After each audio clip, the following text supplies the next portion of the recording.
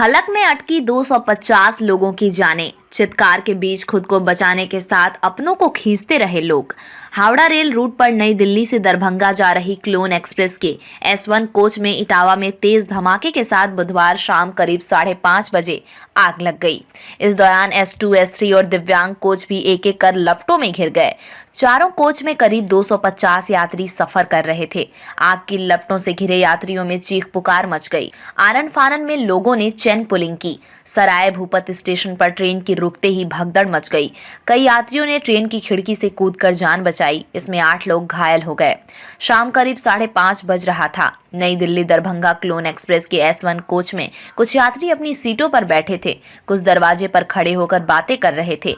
इस बीच ही अचानक तेज धमाके के साथ तेज लपटें उठना शुरू हो गईं। आवाज सुनकर और लपटें देखकर भगदड़ मच गई।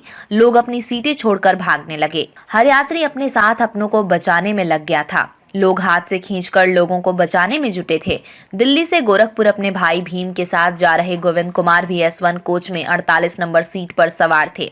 उन्होंने बताया कि ट्रेन की चेन पुलिंग होते ही सबने गेटों से कूदना शुरू कर दिया। वहीं ट्रेन से कूद गए, लेकिन उनका भाई भीड़ में फंस गया। धक्कों के बीच किसी तरह भाई को खींचकर बाहर निकाला। सामान और जूते चप्पल वहीं रह गए। उन्होंने बताया कि अचानक 20 से 30 नंबर सीट से आग की लपटें उठने लगी थीं।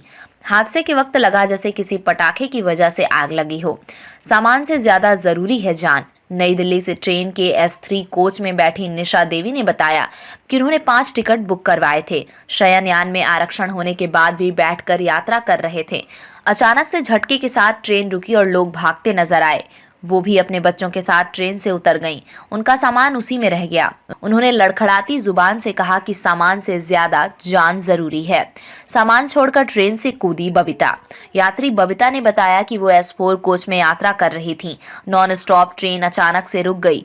जब तक कुछ समझते तब तक लोग ट्रेन से कूदने लगे। उन्होंने भी अपने सामान को छोड़कर जान बचाई।